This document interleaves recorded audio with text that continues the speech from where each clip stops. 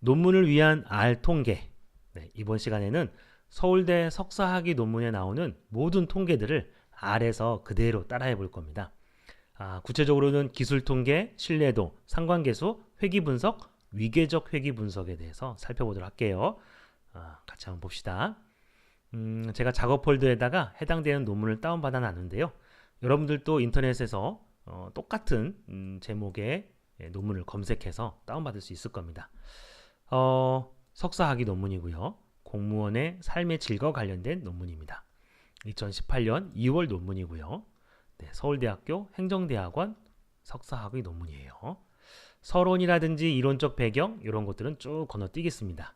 통계와 관련된 거, 종속 변수가 뭔지 살펴볼게요. 자, 여기 보면은 나는 현재 삶에 만족한다 라고 하는 단일 문항으로 만들었네요. 5점 리커트 척도로 되어 있고요. 종속 변수. 자, 독립 변수는 4가지 영역에 대해서 여러 가지 변수들이 있고요. 자, 통제 변수도 있네요. 성별, 학력, 연령 뭐 이런 것들이 있네요. 구체적인 문항들을 살펴보면은 종속 변수 하나고요. 그다음에 독립 변수는 하나의 변수에 대해서 여러 문항으로 구성되어져 있습니다. 그리고 5점 리커트 척도로 되어 있고요. 자, 그다음에 통제 변수도 이렇게 있습니다. 자, 그리고 이제 통제 변수를 넣어서 회귀 분석을 하려면요.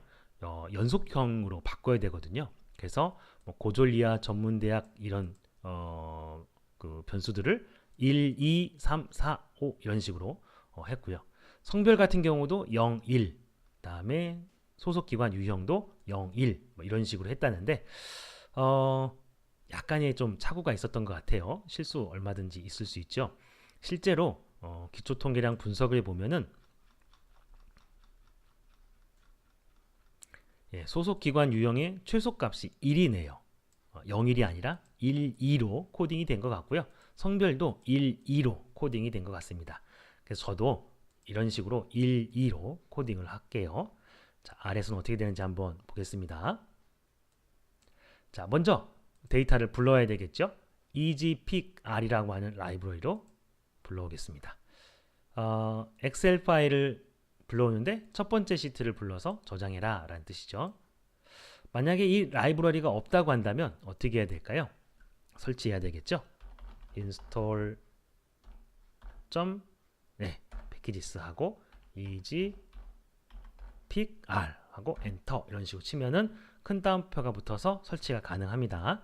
자, 이런 식으로 제가 소개해주는 라이브러리가 없으면 설치한 후에 라이브러리 실행시키고 그 다음 함수 실행시키면 됩니다. 자, 이렇게 해서 데이터 가져왔고요. 데이터를 한번 보면 자, 독립변수입니다. 요 세 개가 하나의 독립변수고요. 또 요 세 개가 두 번째 독립변수, 세 번째 독립변수입니다. 종속변수는 본 논문하고 똑같이 하나로 했고요. 그 다음에 그 범주형으로 통제 변수들을 이렇게 넣었습니다. 11번부터 13번까지인데 아까처럼 1, 2, 1, 2, 3, 4, 5 뭐 이런 식으로 이제 코딩을 해야 회귀 분석에서 통제 변수를 적용할 수 있다고 그랬죠? 자, 그럼 요거를 어떻게 바꾸냐면 자, 이런 식으로 라이브러리 실행하고요. 여기 보면 리코드 다시 바꿔줍니다. 클래스라고 하는 변수를 A는 1로 바꾸고 B는 2로 바꾸자라고 하는 겁니다. 그렇게 해서 다시 저장해라 라는 뜻입니다. 자, 그래서 이렇게 하게 되면 데이터를 보니까 네, 바뀌었습니다. 자, 근데 얘네들이 보면은 캐릭터죠. 문자입니다. 문자일 경우에는 빈도수 분석이 안 돼요. 썸머리에서 빈도수 분석이 안 됩니다. 그래서 이거를 서열척도를 그 기초 통계하기 위해서는 팩터로 바꿔줘야 됩니다. 문자를 11번에서 13번까지를 팩터로 바꿉니다. 이렇게 바꾸면은 썸머리 하면 이런 식으로 빈도수가 나오죠. 드디어 빈도수가 나왔습니다. 자, 그래서 기초 통계량을 보면은 범주형 변수들에 대해서 빈도수가 나와 있죠. 그리고 퍼센트와 유효 퍼센트가 있는데요. 이 둘은 어떻게 다르냐면 예를 들어서 2070부에 설문지를 돌렸어요. 근데 한 70부 정도가 결측치가 막 있어서 통계에 사용할 수가 없었습니다. 그래서 2000부만 통계에 사용했다고 그래요. 자, 그럼 퍼센트는 내가 설문을 돌린 2070부에 대한 빈도수, 그 비율을 퍼센트라고 이야기를 하고요. 2070부 중에 70부는 통계에 사용 못했고요. 2000부만 사용했죠. 그 2000부에 대한 요 빈도수가 유효 퍼센트입니다. 여기서는 퍼센트와 유효 퍼센트가 같죠. 그 얘기는 2070부에 설문지를 돌렸는데 모두 다 결측치 없이 완벽하게 다 설문이 받았다, 이런 뜻입니다. 매우 이상적인 경우죠. 자, 빈도수만 알면 여러분 퍼센트와 유효 퍼센트 계산할 수 있겠죠. 그래서 빈도수로 가늠하고 넘어가겠습니다. 자, 그 다음에 이제 독립변수들에 대해서 평균을 구해야 됩니다. 독립변수 하나에 대해서 여러 문항으로 구성되어 있죠. 그래서 여기도 보면은 종속변수는 하나인데요. 독립변수 같은 경우는 평균을 냅니다. 그리고 표변수나 결측값, 최소, 최대, 표준편차 이런 걸 구했는데요. 아래서도 한번 구해보도록 하겠습니다. 자, 우선 더해서 3으로 나눠서 평균 구하고 평균 구하고 평균 구합니다. 자, 그 다음에 이제 스타게이저라고 하는 요 라이브러리를 쓰면은 그 기술 통계량을 한 번에 볼 수 있습니다. 얘는 데이터 프레임만 가능하기 때문에 데이터 프레임으로 만들어서 텍스트도 보고 아웃풋을 HTML 파일로 아웃풋 시켜 보겠습니다. 실행시켜 보면요, 이런 식으로 나온다는 얘기죠. 요게 이제 사례수고요. 그 다음에 평균, 표준편차, 최소, 최대 다 나오죠. 아까 평균을 구했던 t값, 이거는 종속변수죠. 종속변수고 요게 i에 대한 평균값이죠. 평균, 표준편차, 최소, 최대 이렇게 나와 있습니다. 채울 수 있겠죠. 채울 수 있습니다. 자, 근데 R에서는요 어떤 방식을 하냐면 여기 보면 기술통계.html 파일이 하나 생겼죠. 요거를 한글에서 한번 열어보겠습니다. 오른쪽 버튼 눌러서 연결 프로그램에 가서 한글을 클릭하면 되는데요. 만약에 이게 안 보인다고 한다면은 여러분들은 다른 앱 선택해서 한글을 선택해 주면 됩니다. 네, 아까 제가 연습하면서 한 게 있었네요. 자, 기술통계.html 문자 코드 선택합니다. 찾을 수 없다고 하는데 잘 나와 있죠. 정렬이 좀 안 되어 있는데 요거를 대충 늘리면 그럴듯한 양식이 되죠. R에서는 요런 패턴으로 논문을 씁니다. 그래서 여러분들도 이걸 그대로 쓰면 돼요. 뭐 사실 요 논문에서 사용하는 SPSS에 사용하는 요런 방식대로 해도 되고요. 아니면 요런 방식대로 해도 됩니다. 상관없어요. 자, 그래서 이제 그 기초 통계량 분석 다 끝났죠. 종속변수도 했고 그 다음에 독립변수도 다 했고요. 그 다음에 이제 신뢰도 분석으로 넘어가겠습니다. 크롬바 알파를 구하는 건데요. 아래서는 어떻게 구하냐면요. 참, 그 전에 그 통제 변수들이 있죠. 그 통제 변수들이 보면은 이렇게 그 팩터로 되어 있는데요. 팩터로 되어 있는 거를 갖다가 연속형 숫자로 바꿔줘야 돼요.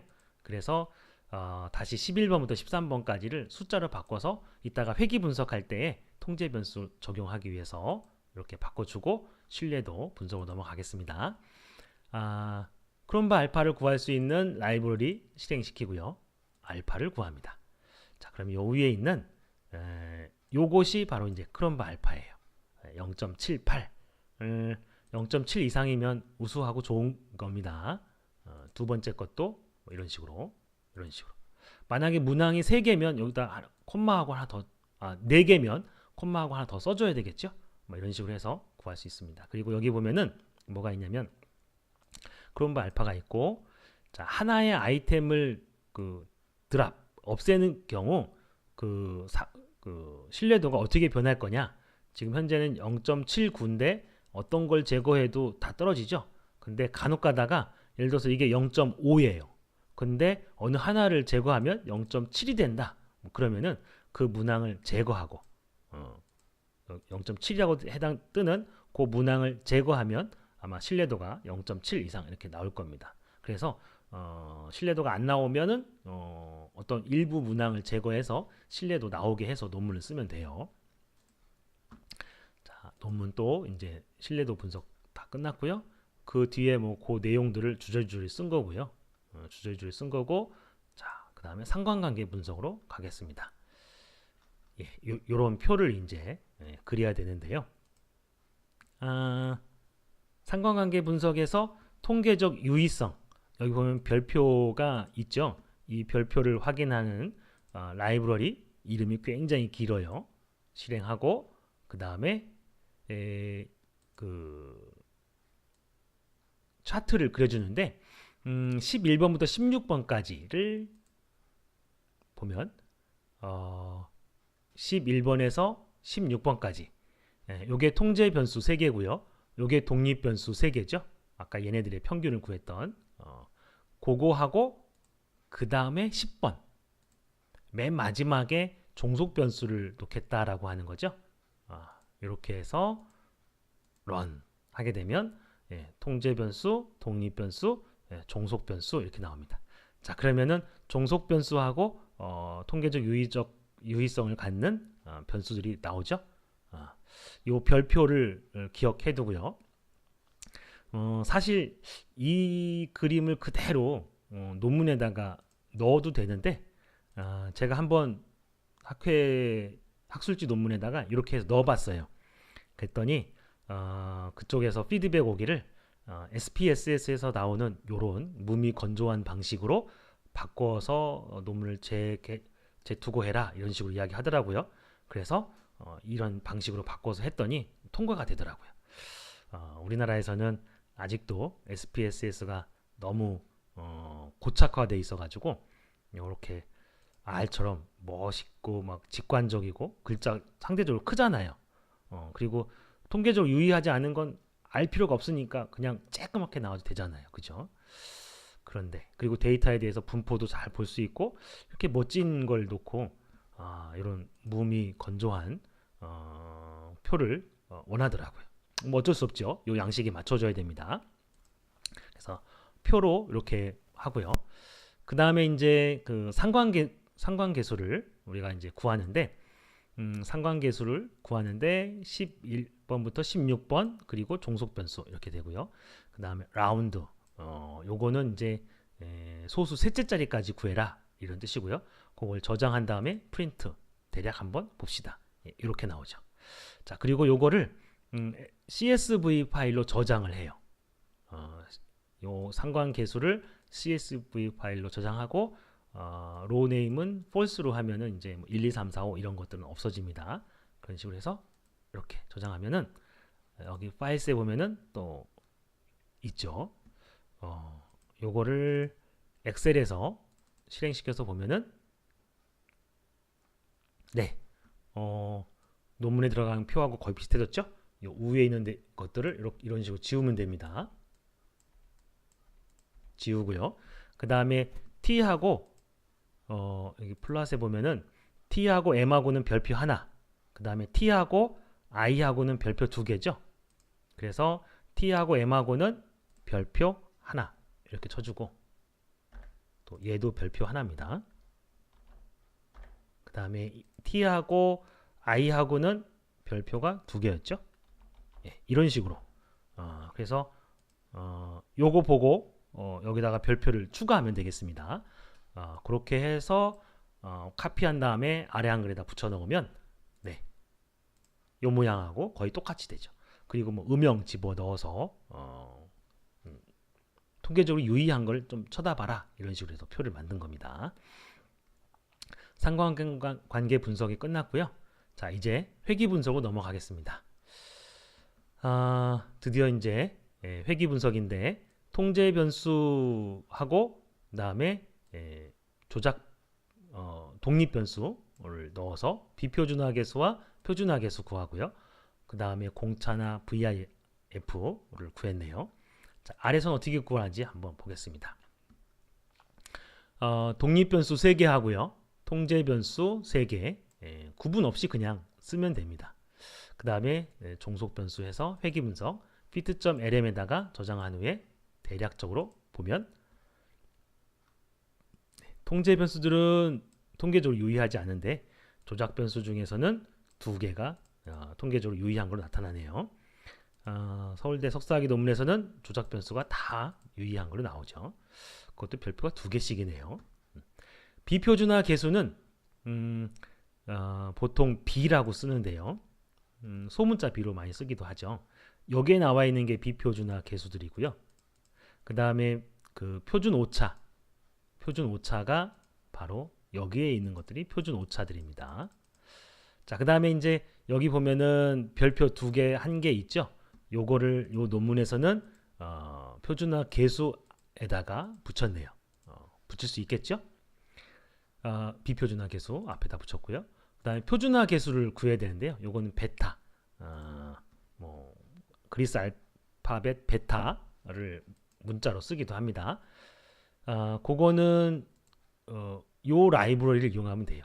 요 라이브러리를 이용해서 lm 베타라고 하는 함수를 쓰면은 이게 바로 이제 표준화된 그 계수입니다. 그리고 여기 보면 이제 스쿼트가 있는데 요거는 뭐냐면 이 논문에 보니까 r 제곱도 있지만 r 값도 있죠. 근데 요 위에서 우리가 회귀 분석을 해서 보면은 r 제곱 값은 나와 있는데 r 값이 없어요. 그럴 때는 r 값, 요 r 값을 스쿼트 루트를 씌우면 됩니다. 그러면은 이렇게 r 값을 구할 수 있습니다. 0.53 여기는 0.054 504 거의 비슷하네요, 그죠? 제 거하고. 자, 그렇게 구했고 r도 구하고 그 다음에 표준화 계수도 구했죠. 그 다음에 이제 VIF 분산 팽창 지수하고 공차 구하는 건데요. 요거는 카 라이브러리를 이용하면 됩니다. 그래서 라이브러리하고 VIF 구하면 됩니다. 이렇게 구해지고요. 보통은 10 이하만 되면 뭐 괜찮다라고 이제 이야기를 하는데 R에서는 또 제가 이렇게 그 신뢰도와 타당도까지 해보면은 4 이하 정도가 됐을 때 뭐 신뢰도나 타당도에서 큰 문제가 없는 걸로 나옵니다. 그래서 여러분들도 4 이하가 되면 좋을 것 같아요. 그죠? 자, 그 다음에 공차는 어떻게 구하냐면 분산 팽창 지수의 역수를 구하면 됩니다. 그래서 1 나누기 VIF 하면 되고요.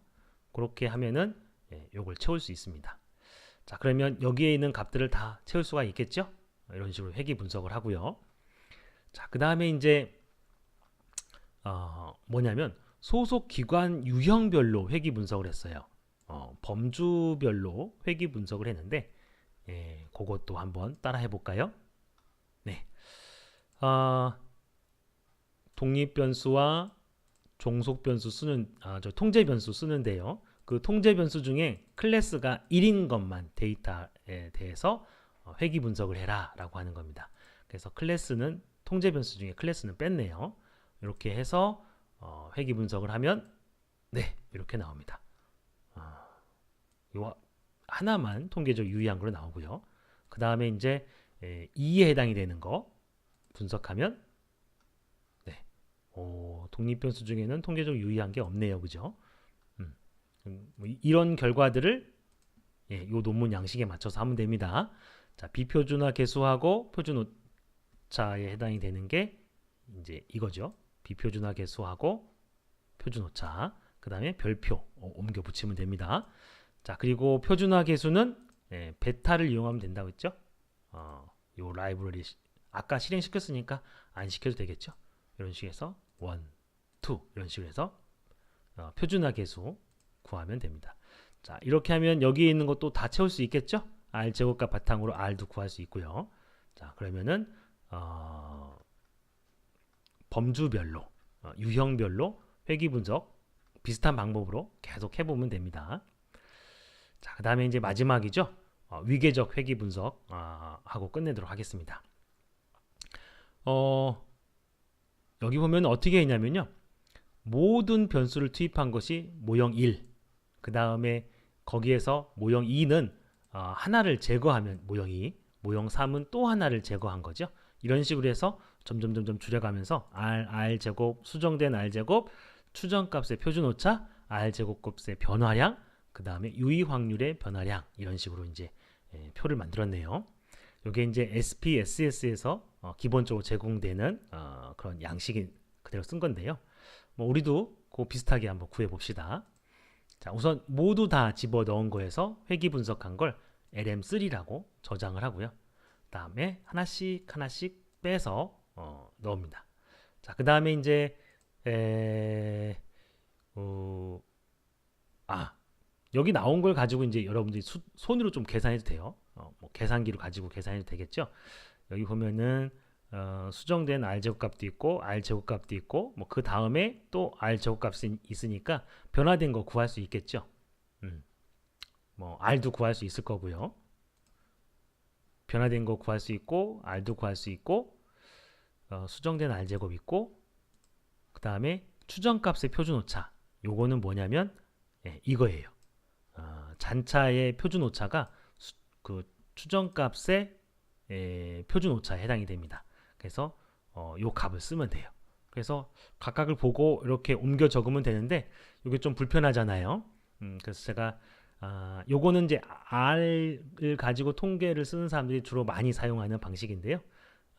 스타게이저라고 하는 함수를 써서 회귀 분석한 걸 비교하는 건데요. 보통은 변수가 적은 것부터 출발을 해서 많은 쪽으로 가요. 그래서 이런 식으로 해가지고 한번 보겠습니다. 이런 식으로 이제 나오죠. 그래서 사실은 이 양식을 그대로 논문에 써도 돼요. 뭐 이런 식으로 표현해도 되고 그 다음에 이런 식으로 SPSS 방식대로 표현해도 되고요. 근데 굳이 SPSS 방식대로 해달라라고 요구를 하면은 뭐 아까 했던 것 좀 보고 옮겨 적으면 됩니다. 그걸 조금 줄이는 방법이 뭐냐면 미국에서 그 APA 그 방식으로 테이블을 만드는 게 있어요. 그래서 요거 라이브러리 실행하고 나서 요 함수를 써서 회귀 분석한 것들을 비교해 보면요. 여기에 보면은 이런 식으로 그 도큐멘트 파일이 만들어지거든요. 요 파일을 우리가 한번 실행시켜서 보면은 요거는 이제 그 미국에서 APA라고 하는 그 심리학회가 있는데 그 심리학회에서 사용하는 폼입니다. 추천하는 폼. 그래서 요 폼 그대로 넣으면 돼요. 그런데 실제로 논문을 보니까 요 그 95% 신뢰 수준에 해당이 되는 요거를 빼도 뭐 큰 문제는 없더라고요. 그래서 여러분들 보고 따라서 하면 될 것 같고요. 그 다음에 여기 r제곱값의 변화량도 나와 있죠. 그래서 손으로 계산하지 않고 요걸 가지고 r제곱값의 변화량 할 수도 있습니다. 여기에 보면은 그 세미 그 파셜 코렐레이션이라고 하는 것도 있네요. 그죠? 굉장히 재미있는 내용들도 있습니다. 자, 이런 식으로 해서 이제 통계에 넣을 수도 있고요. 그리고 이런 방식도 여러분 계산해서 넣을 수 있습니다. 자, 이렇게 해서 서울대 석사학위 논문에서 사용한 통계들을 다 사용해 봤어요. 그 뒤부터는 뭐 또 그냥 결론에서 하는 거니까 이렇게 해서 마무리하도록 하겠습니다. 자, 다음에는 또 다른 논문으로 여러분 찾아뵙도록 할게요. 논문에서 사용되는 통계 그대로 따라하는 거 다음 편을 기대해 주세요. 여기서 마치겠습니다. 감사합니다.